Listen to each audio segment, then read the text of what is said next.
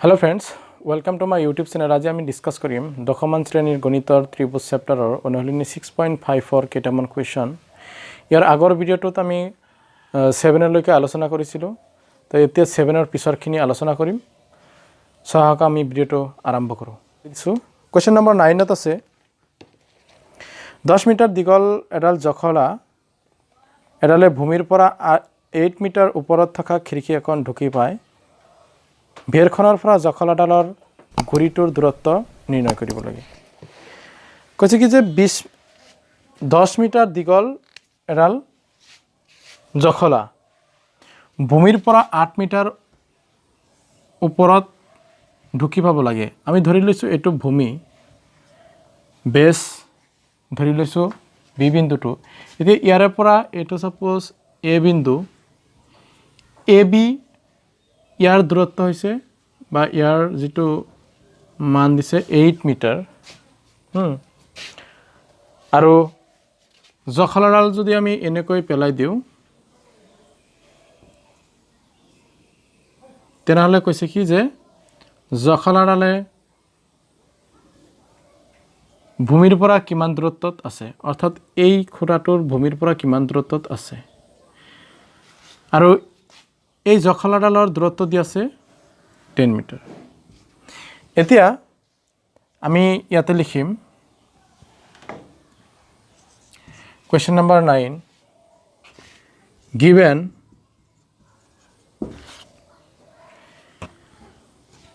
eight metre আৰু 10 metre জখলাডালৰ দূৰত্ব উচ্চতা যেটো আছিল জখলাৰ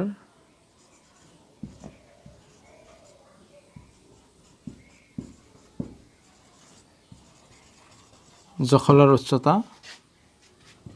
বা এটো এসি বুলি লিখিব পাৰো। এসি ইকুয়াল টু 10 মিটাৰ আৰু বেৰৰ উচ্চতাটো আছিল খিৰিকিৰ উচ্চতা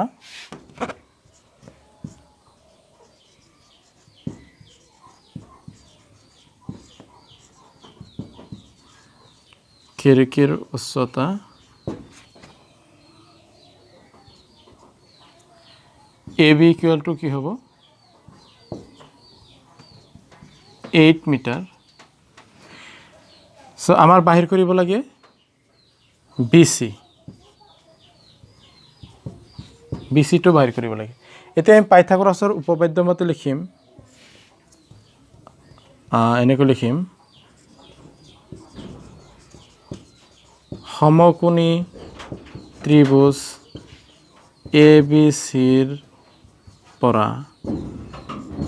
সমকোণী ত্ৰিভুজ ABCৰ পৰা এটুকুন যেহেতু 90 ডিগ্ৰী কি হ'ব AC square equal to AB square plus BC square বা AC স্কয়াৰ টু পিছত দিব পাৰিম AC স্কয়াৰ। এতিয়া আমাৰ AB ইয়াতে দিয়া আছে 8 meter, AC equal to 10 meter. আমাৰ BC বাহিৰ কৰিব লাগে, গতিকে BC টো ৰাখি দিলো। BC স্কয়াৰ তো ৰাখি দিলে এফালে AB আছে, AB টু সমান চিহ্নৰ সোফালে লৈ গলে মাইনাস হ'ব, অৰ্থাৎ AC square minus AB square. AC মানে AC ৰ ভ্যালুটো আছিল 10 স্কয়ার মাইনাস AB আছিল 8 স্কয়ার।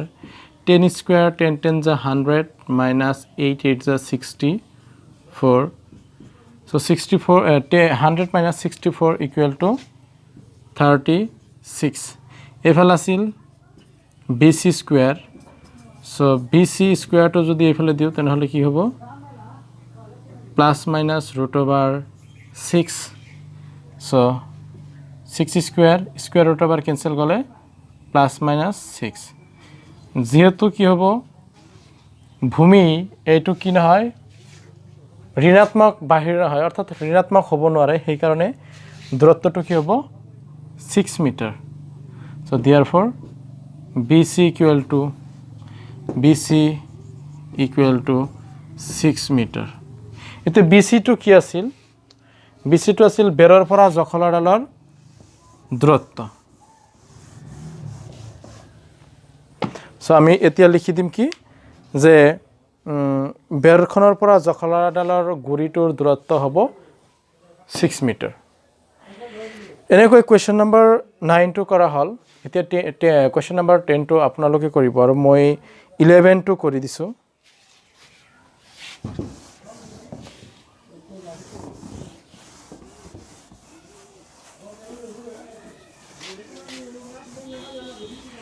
কুৱেশ্যন নম্বৰ 11ত কি দি আছিল এডাল উৰাজাহাজ এইটো নহয় এখন উৰাজাহাজ এয়াৰপৰ্টৰ পৰা উৰা মাৰিলে আৰু 1 ঘণ্টাত 1000 কিলোমিটাৰ দূৰত্ব উত্তৰ দিশে গতি কৰিলে একে সময়তে আন এখন উৰাজাহাজ একেটা এয়াৰপৰ্টৰ পৰা পশ্চিম দিশে ঘণ্টাত 120 কিলোমিটাৰ দূৰত্বত উৰা মাৰিলে 1.5 ঘণ্টা পিছত দুয়োখন উৰাজাহাজৰ মাজৰ দূৰত্বটো কিমান হ'ব ধৰি ললো এইটো এনেকুৱা Suppose eto east west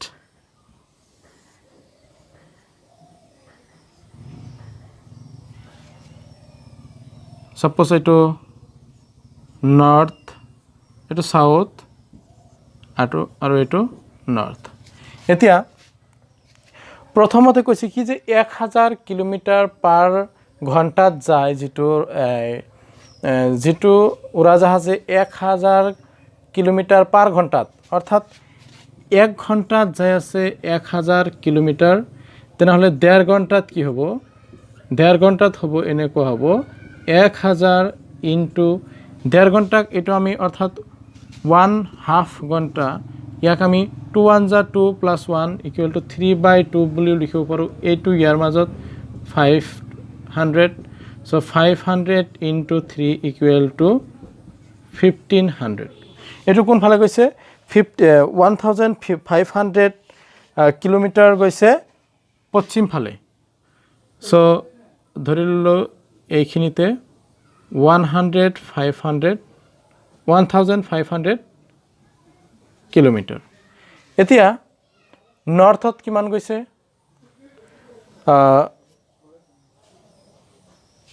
1200 kilometre পার ঘণ্টাত যায় আছে তেনেহলে এটো যায় আছে 1 ঘণ্টাত 1/2 ঘণ্টাত কিমান কিলোমিটার যাব 3/2 into 1200 সো এতিয়া 2 এৰে ইয়াক 600 63 যা 1800 কিলোমিটাৰ গতিকে এতিয়া উত্তৰ ফালে কিমান গৈছে 1800 কিলোমিটাৰ 1800 কিলোমিটাৰ এইখিনিৰ দূৰত্ব হৈছে 1800 কিলোমিটাৰ আৰু এইখিনিৰ হৈছে 1500 কিলোমিটাৰ এতে ইহঁতৰ মাজৰ দূৰত্বটো বাহিৰ কৰিব লাগে মই ধৰি ললো এইটো O এইটো A এইটো B বিন্দু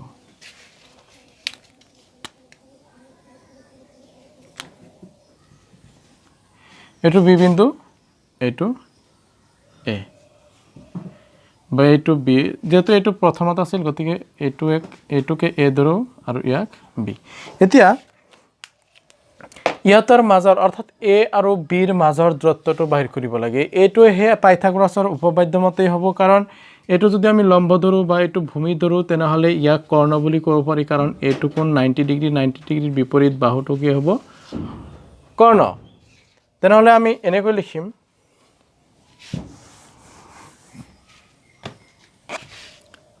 ইলেভেন নম্বৰ আছিল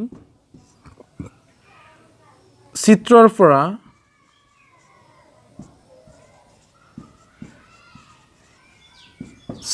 পৰা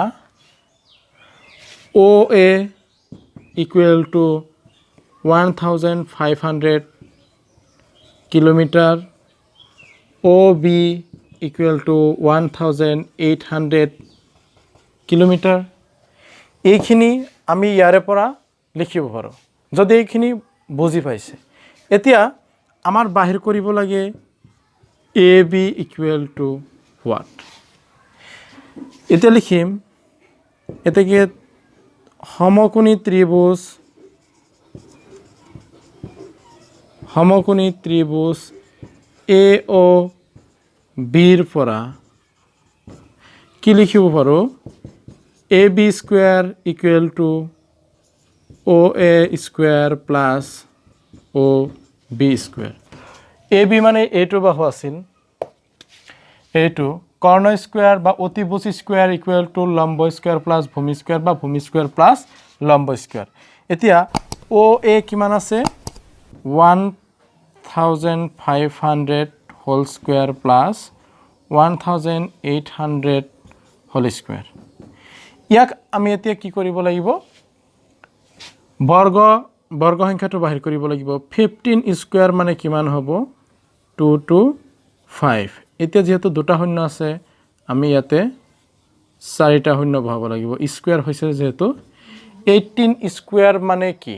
3240 এতিয়া আমি এই দুটা প্লাস কৰিম প্লাস কৰিলে কি হ'ব এইফালে চাৰিটা শূন্য আছে এইফালে চাৰিটা শূন্য আছে গতিকে চাৰিটা শূন্য ইয়াতে মাস্ট বি বহিব এতিয়া 5 + 4 = 9 2 + 2 = 4 আৰু কি আছে 2 + 3 = 5 এতিয়া আমি এটো কি কৰিম এ বি এফালে কি আছে এ বি স্কয়াৰ স্কয়াৰটো হেফালে দিলে কি হ'ব ৰুট ওভাৰ হ'ব অৰ্থাৎ এ বি = √5490000 এতিয়া ইয়াক আমি বিভাজন কৰি এনেকৈ লিখিব পাৰো এ বি √900 বা এনেকৈ লিখিব পাৰো 300 স্কয়াৰ into 61 এতিয়া এটো কেনেকৈ বাহিৰ কৰিম সাপোজ 300 স্কয়াৰ মানে কি হ'ব 90000 আৰু এতিয়া আমি ইয়াৰ লগত যদি 61 পূৰণ কৰো তেনেহলে কি হ'ব 0000549 এটো হৈছে এতিয়া ইয়াক এই তিনিহটো আমি বাহিৰত লৈ আহিলো আৰু ভিতৰত কি থাকিল 61 সো ইমান মিটাৰ হ'ব অৰ্থাৎ এ বি উৰাজাহাজ দুখনৰ দূৰত্ব হ'ব 1.5 or 1. ইমান ঘণ্টা পিছত কি হ'ব উৰাজাহাজ দুখনৰ মাজৰ দূৰত্ব হ'ব 300 √61 মিটাৰ এতিয়া আমি কোৱেশ্চন নম্বৰ 13 আৰম্ভ কৰিম কোৱেশ্চন নম্বৰ 13 ত আছে ABC ত্ৰিভুজৰ C কোণ সমকোণ আৰু CA আৰু BC CB বাহুৰ দুটা D আৰু E বিন্দু প্ৰমাণ কৰিব লাগে AE square plus BD square = AB square plus DE square so আমি চিত্ৰটো আগতে ড্ৰ কৰি লওঁ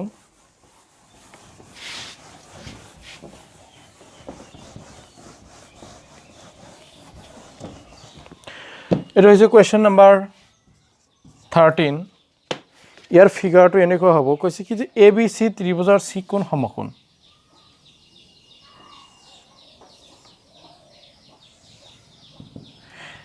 A B C এই ABC ত্ৰিভুজৰ C কোণটো সমকোণ এতে কোৱেশ্চনত কৈছে কি CA আৰু CB ৰ মাজৰ দুটা বিন্দু আছে সাপোজ CA ৰ মাজৰ বিন্দুটো ইয়াতে দিয়া আছে কি D আৰু CB ৰ মাজৰ দূৰত্ব বিন্দুটো দিয়া আছে E এইখিনি দিয়া আছে ত্ৰিভুজ ABC ৰ এংগেল C = 90 ডিগ্ৰী C কোণটো হৈছে সমকোণ আৰু দিয়া আছে CA আৰু CB ৰ বিন্দু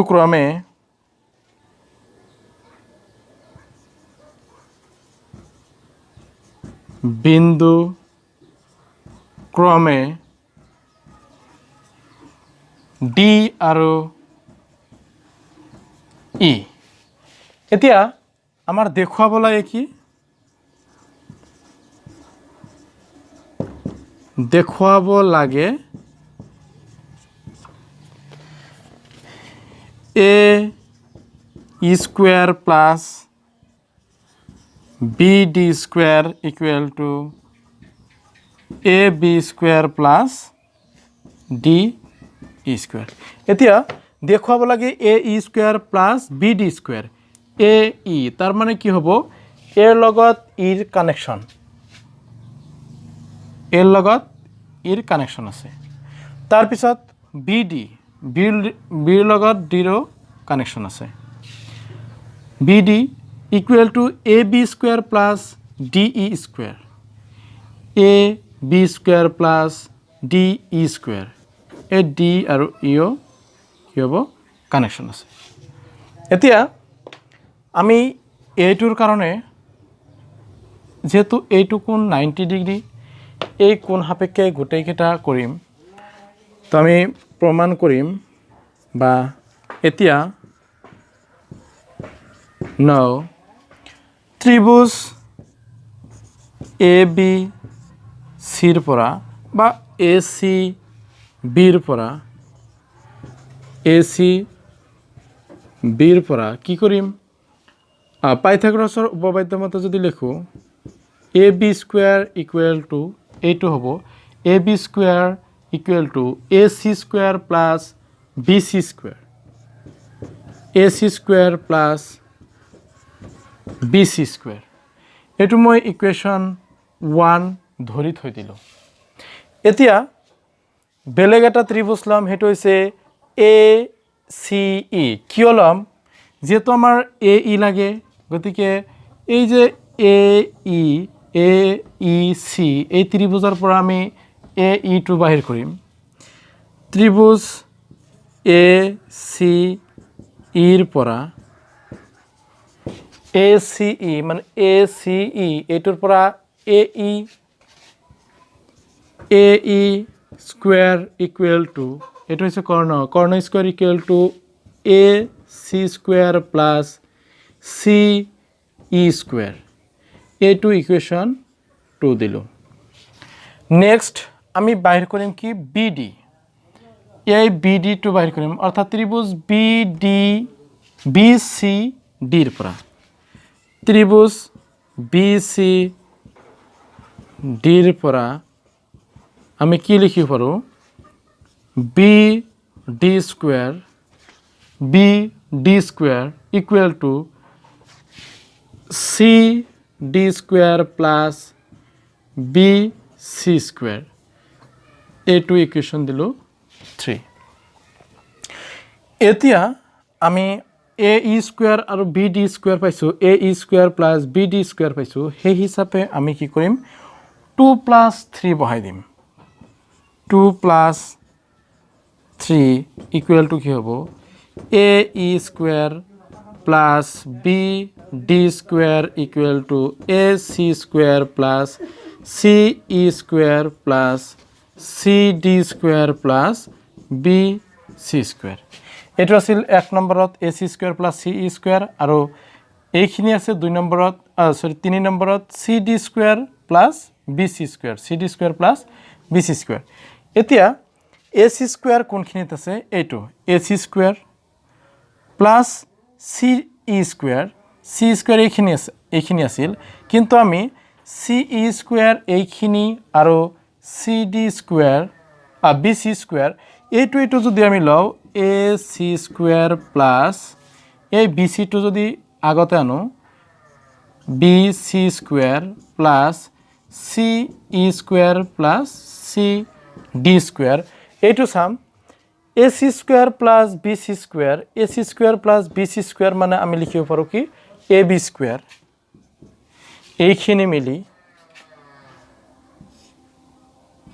এইখিনি মিলি আমি লিখিব পাৰো কি AB স্কোয়াৰ প্লাস এইখিনি মিলি আমি কি লিখিব পাৰো CE স্কোয়াৰ CE মানে এইখিনি গল CE আৰু CD হৈছে এইখিনি তেনেহলে আমি এইটোৰ পৰা যদি এইটো ত্ৰিভুজ লও DCE এই ত্ৰিভুজৰ এইটো ভূমি আৰু লম্ব স্কয়াৰ হলে কৰ্ণ স্কয়াৰ বুলি লিখিব পাৰো অৰ্থাৎ AB আৰু এইখিনি মানে লিখিব পাৰো কি DE স্কয়াৰ এটা হৈছে 1 নংৰ পৰা আৰু ত্ৰিভুজ 1 নম্বৰ পৰা আৰু ত্ৰিভুজ সি আৰ ডিসি এৰ পৰা এতিয়া A B square plus D square এইটোৱে বাহিৰ কৰিব লাগিছিল গতিকে আমি ইয়াতে লিখি দিম A square plus B D square গতিকে এইখিনি আমাৰ বাহিৰ কৰিব লগা আছিল খুব কম সময়ৰ ভিতৰতে হৈ গ'ল গতিকে এনেকৈ কোৱেশ্চন নম্বৰ 11 টো সলভ কৰিব পৰা যাব সো আপোনালোকে ট্ৰাই